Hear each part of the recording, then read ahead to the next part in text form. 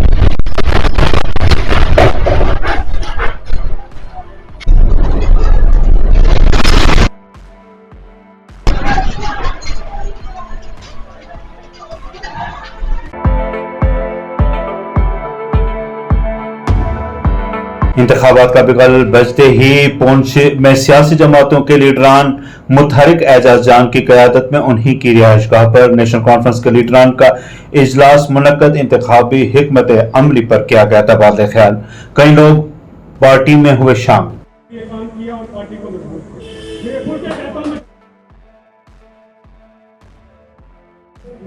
आज हमें ये नुमाइंदगी नहीं मिली है सभी हजरात क्योंकि आज का रुके दिए सब लालचे दी और गुस्सा मिला है। अभी एक महीना पूरा नहीं किसी साथी को पुराना किला शिकवा करने का आप लीडर बनाते हैं, लेकिन और बाद में लोग फायदा लेने वाले कौन लोग हैं। जीत इंशाल्लाह है, इसलिए कहूँगा कि आपको यहाँ से 7 बजे निकलना। जो लोग आते हैं आपके पास आके बैठ जाते हैं, 12 बजे तक हमारा टाइम ज़ाया हो जाता है। दूसरे, पिछली बार भी एक बदनज़मी की सुनगा, पिछले इलेक्शन कहा आपने देखा कि हिंदू आप लोगों के सामने भी मुश्किल है, अपने गाँव नामुमकिन है। हमें लड़ना कि किस तरह एक पेंट और सरपंच था किसी वर्कर को था कि नेशनल कॉन्फ्रेंस की ही अपने को कमजोर समझ के आगे हमने बढ़ना में मिजाज है। मैं आया मेरे लिए मैं ज़्यादा टाइम आपका ना लेते हुए आपसे इजाजत चाहूँगा। उस समय से इन्होंने एक पार्लियामेंट मेंबर सिर्फ अपनी बात पूरी पार्लियामेंट एक मेंबर आज एक मेंबर तो उन्होंने इतनी बड़ी हुकूमत की थी अपने 400 का दावा इस बार कर रहे सर। ये थे उस अल्लाह का कर्म होया, वाहिगुरू दी मेहर हुई कि उन्होंने अहंकार जो है वो लेके बह गया। कहूं कि जम्मू कश्मीर के लोगों को सोचना ही नहीं चाहिए कि किसको वोट देना है, किसको क्या करना है। ये आपके मुस्तकबिल का इलेक्शन है। अगर आपको ये लगता है कि 5 अगस्त 2019 के फैसला जो बीजेपी ने किया, अगर वो आपको लगता है कि फैसला ठीक है तो आप जिस मर्जी को वोट दे दीजिए, मैं नहीं आपको। लेकिन अगर आपको लगता है कि वो फैसला गलत हुआ 1947 में, 1971 में जब जंगें यहाँ पे हुई, पाकिस्तान के गोले आपके घरों पे पड़े, आप लोगों ने अपनी आर्मी का साथ दिया, आप लोगों ने अपने वो जंग लड़ी और वो जंग पूछ के लोगों ने जीती, और आज यहाँ पे जो है अब तमाम लोग चैन से रह रहे हैं। अगर आपको लगता है हमने वो कुर्बानी दी,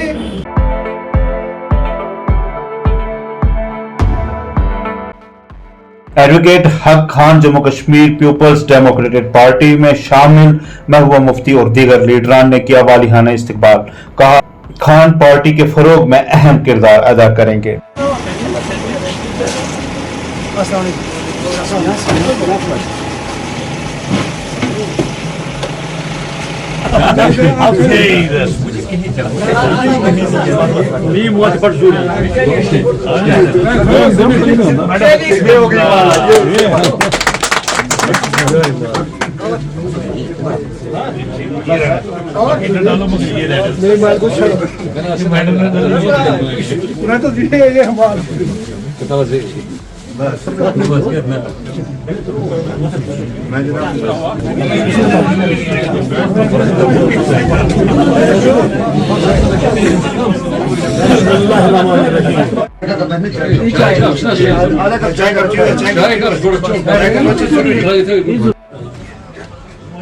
Manchus ne jealousy kiya Manchus hammat kar rahe hain तो ये भी सबको नॉर्थ कश्मीर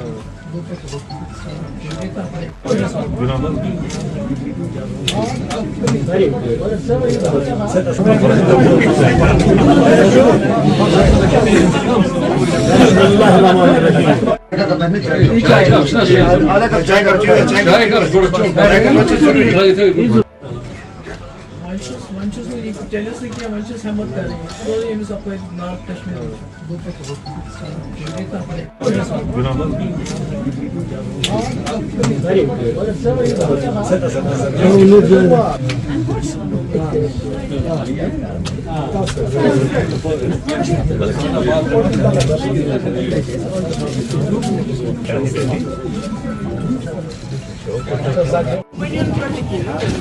Normal. Visit. मंशूर पे हक साहब हमारे बहुत ही सीनियर लीडर रहे हैं और बहुत उनका हमारा घरेलू रिश्ता भी रहा है और उनकी तबीयत ख़राब थी, मैं उनको देखने आई और जैसे कि आप जानते हैं उन्होंने एक पार्टी कभी नहीं छोड़ी थी, मगर कुछ हालात ही ऐसे जम्मू कश्मीर में रहे जिसकी वजह से खामोश हो गए थे।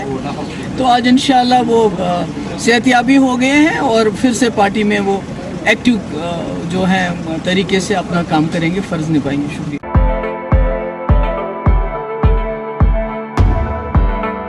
मंजूर वानी ने पीडीपी ज्वाइन की। हंजोड़ा चाडोरा पेटगाम के सीनियर लीडरान ने किया वालिहाना इस्तकबाल।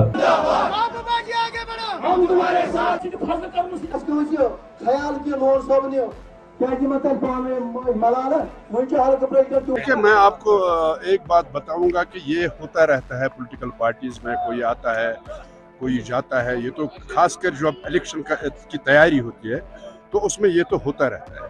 तो ये कोई नई बात मुझे नहीं लगती है। कोई पीडीपी को छोड़ेगा, कोई आएगा पीडीपी में, ये तो होता रहता है, इसमें कोई। देखिए, मैं आपको एक बात बताऊंगा कि मैं अभी डिक्लेयर नहीं कर सकता हूं क्योंकि कल हमारी मैनिफेस्टो कमेटी की मीटिंग थी जिसकी सदारत हमारी प्रेसिडेंट महबूबा जी ने की और हमने कल कंप्लीट किया वो मैनिफेस्टो। बल्कि हमारा ये इरादा था कि कल हम ये इसको रिलीज़ करेंगे, लेकिन पता नहीं कहाँ से पता चला, नेशनल कॉन्फ्रेंस को उन्होंने कल ही रिलीज़ कर दिया। तो हमने जितने भी इश्यूज़ यहाँ लोगों के हैं, चाहे वो बिजली का है, पानी का है, सड़कों का है, डेवलपमेंट का है या लोगों के हुकूक का है, वो सारे पॉइंट्स जो हैं वो हमने उसमें किए हैं, दर्ज किए हैं और जब वो रिलीज़ हो जाएगा आपको पता चलेगा। मुझे लगता है कि पीडीपी इस वक्त सबसे मजबूत पार्टी बन रही है क्योंकि अभी कुछ लोग तरस रहे हैं कि हम पीडीपी में आए, लेकिन अभी उनकी तकदीर का फैसला नहीं हो रहा है। लेकिन जितने भी आ रहे हैं हमारी पार्टी में, उनकी बाज़ाब्ता तौर स्क्रूटनी हो रही है। तो उस लिहाज से मुझे लगता है कि पीडीपी मजबूत हो रही है। इंशाल्लाह ताला इस इलेक्शन में, असेंबली के इलेक्शन में पीडीपी जीत कर आएगी। देखिए, अभी तक तो कोई फैसला नहीं हुआ है, न कोई बातचीत हुई है। मुझे लगता है कि बातचीत का दौर चलेगा और अगर मुमकिन हो सके तो ये हो सकता है पीपल अलायंस भी हो सकता है, मैं उससे इनकार नहीं करूँगा, लेकिन वो डिपेंड करता है कि कैसा माहौल होगा। सियासत में ये है ही, लोग बदल जाते हैं, पार्टियां बदल जाती हैं, ये कौन सी नई बात है। ये आज कोई नया शोबा नहीं है, नई कोई बात ही नहीं है। लोगों के ही इसरार पर मैंने ऐसा काम किया है, लोगों के इसरार पर मैंने आज किया है। उन्होंने रिक्वेस्ट की कि हम इस तरह करेंगे, मेरे पर एक्सेप्ट। वो तो आपको पूरा पता है, जो पार्लियामेंट इलेक्शन हुआ आपको सारा पता है, आप पूछने वाली क्या बात है। लोगों ने क्या फैसला। अनंतनाग में असेंबली इंतखाबात के लिए पहले मरहले के तहत नामजदगी का अमल शुरू किया गया। वहां से शेड्यूल इशू किया है, उसके हिसाब से जैसे आपको पता होगा कि आज से अनंतनाग में नॉमिनेशन पेपर्स हम रिसीव करना स्टार्ट कर देंगे। तो 27 तक ये प्रोसेस चलेगा। 27 तक कोई भी पार्टी, कोई भी इंडिपेंडेंट कैंडिडेट जो इस इलेक्शन को लड़ने की ख्वाहिश रखता है वो हमारे ऑफिस में आ सकता है और अनंतनाग 44 कॉन्स्टिट्यूंसी के लिए यहाँ से उसको नॉमिनेशन पेपर मिल भी सकता है और यहाँ पर वो सबमिट भी कर सकता है। तो इसी इलेक्शन कमीशन ऑफ इंडिया की नोटिफिकेशन के हिसाब से 28 को इन नॉमिनेशन पेपर्स की स्क्रूटनी होगी।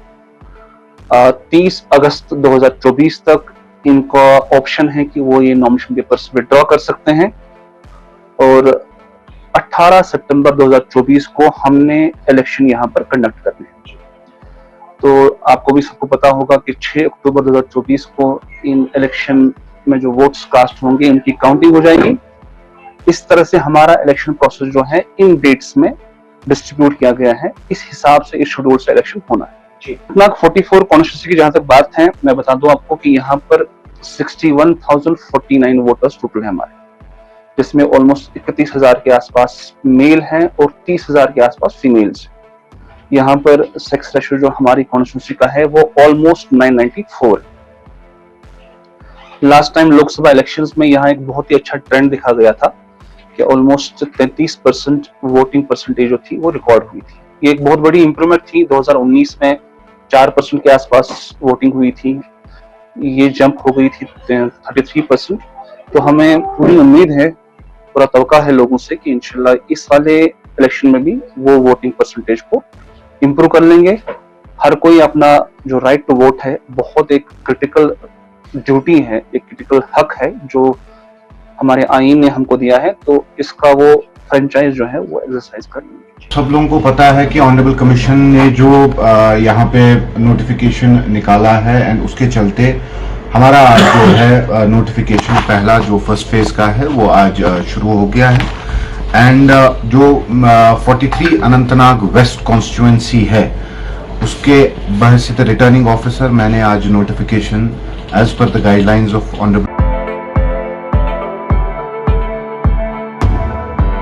कांग्रेस जम्मू कश्मीर यूनिट ने साबिक वजीर आजम राजीव गांधी को उनके यौम पैदाइश पर खराज अकीदत आपको याद है कि राजीव गांधी के इस कम वक्त में जो उनके वक्त दौर में यहाँ जितनी तारीम तामीर और तरक्की हमारे मुल्क में हुई है वो बयान करना इतना आसान नहीं है। लेकिन कुछ मुद्दे मैं आपको बताऊंगा जो आप आज पंचायत राज देखते हैं, ये उन्होंने ही कॉन्स्टिट्यूशन में अमेंडमेंट करके लाया है। आज बीजेपी क्लेम करते हैं कि हम कर रहे हैं, असल में ये राजीव जी का। इसी तरह से साइंस टेक्नोलॉजी में कितनी एडवांस इस वक्त मुल्क हमारा है वो राजीव गांधी की वजह से। आपका ये टेलीकम्युनिकेशन में इतना रेवोल्यूशन आया है वो राजीव जी के वक्त में आया है। लिहाजा ये चीजें बताने के लायक है और याद रखने की बात है। कॉन्स्टिट्यूशन में काफी ज्यादा चीजें ऐड की थी राजीव गांधी ने, जिसको आज हटाया जा रहा है। कहा जा रहा है कि ये देश को बर्बाद करने के लिए किया गया। कौन सा काफी ज्यादा एक्ट्स जो पहले लगाए गए थे कांग्रेस के पुराने राज में 1980 या 1990 के दशक, तो आज वो अमेंड किया जा रहा है, चेंज किया जा रहा है। उसके बारे में देखते हैं आप कौन चेंज करना चाहते हैं? पार्लियामेंट में काफी ज्यादा चेंजेस की जा रही है और सिस्टम के अब के बार तो नहीं होगा ऐसा। पहले तो जब एब्सोल्यूट मेजॉरिटी इनकी थी बीजेपी और आरएसएस की, तब तो जो इनको करना था आज तो हम करने नहीं देंगे। आज के बाद हम करने नहीं देंगे। सर अलायंस के बारे में क्या कहते हैं? अलायंस में अभी टॉक्स शुरू हो जाएंगे, 1-2 दिन में क्लियर होगा। आज जो राजू जी का बर्थ एनिवर्सरी है पूरे दुनिया में मनाया जा रहा है और ख़ासकर हमारे मुल्क में हर जगह रैलियाँ हो रही है, सेमिनार्स हो रहे हैं और उनकी याद में जलसे जुलूस मुनक़िद हो रहे हैं। जो राजू जी की कंट्रीब्यूशन थी उसको दोहराया जा रहा है और उनकी याद में पूरे मुल्क में एक अच्छा उनकी क़यादत में जो मुल्क ने तरक्की की है वो रही दुनिया तक याद रहेगा। हर शोबे में उसके दौरे हुकूमत में हर शोबे में मुल्क ने तरक्की की, साइंस टेक्नोलॉजी। बीजेपी के पुंछ के लीडरान ने की प्रेस कॉन्फ्रेंस। गुज़िश्ता रोज नेशनल कॉन्फ्रेंस की जानिब से पार्टी मंशूर जारी करने पर उठाए गए कई तरह के सवालात। कहा पार्टी मंशूर झूठ पर मुश्तमिल है। मैं सुदर्शन कुमार शर्मा, मुख्य प्रवक्ता बीजेपी डिस्ट्रिक्ट पुंछ।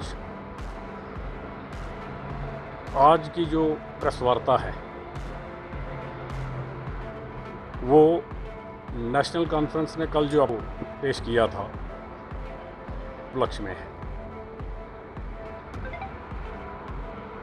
मैं कुछ बातों पर ध्यान दूंगा, उनकी सभी पर तो नहीं, लेकिन इतना ज़रूर कहूँगा कि नेशनल कॉन्फ्रेंस की जो कमान है उन्होंने जो मैनिफेस्टो तैयार किया है वो झूठ के पुलिंदे के सिवाय और कुछ नहीं है। हमारी प्रेस वार्ता जो कल नेशनल कॉन्फ्रेंस के एक्टिंग प्रेसिडेंट उमर अब्दुल्ला साहब ने श्रीनगर में की, उसी के उपलक्ष्य में यहाँ पर हमने प्रेस कॉन्फ्रेंस रखी है। तो उन्होंने जो भी प्रेस कॉन्फ्रेंस में बातें कही हैं मैं समझता हूँ कि 100% झूठ हैं। वो किसी बात पर भी सदाकत पर नहीं है। हमारी बीजेपी गवर्नमेंट ने जो भी स्कीमें पिछले 2014 के इलेक्शन के बाद या बीजेपी पावर में आई और उन्होंने जो स्कीमें लॉन्च की हैं जम्मू कश्मीर के लोगों के लिए, उन्हीं को उन्होंने रिपीट किया है और कोई नई चीज़ उसमें नहीं है। तो मैं जो 12 पॉइंट उन्होंने निकाले हैं उनका एक एक करके आपको जवाब दूंगा। तो सबसे पहले मैं समझता हूं कि जो उन्होंने कल ये बात कही कि पुंछ मीडिया का धन्यवाद करता हूं जो कि वक्तन वक्तन आप हमारे पास आते हैं और पुंछ ग्राउंड जीरो की रिपोर्ट को हाईलाइट करते हैं। आज पूरे जम्मू कश्मीर की रिपोर्ट को आप हाईलाइट करेंगे। आप देखिए कि इलेक्शन का जो माहौल बिगल बच चुका है और नेशनल कॉन्फ्रेंस का जो मैनिफेस्टो जो कल निकला है उसके भी जो है हमारे spokesperson retired CEO Sudarshan ji ने आपको बता दिया है। लोकेश शर्मा जी ने बड़ी तफसील में बताया आपको कि ये जो मैनिफेस्टो है ये जम्मू कश्मीर के लोगों के ऊपर फिर जो है पट्टी आंखों में पट्टी बांधी जा रही है।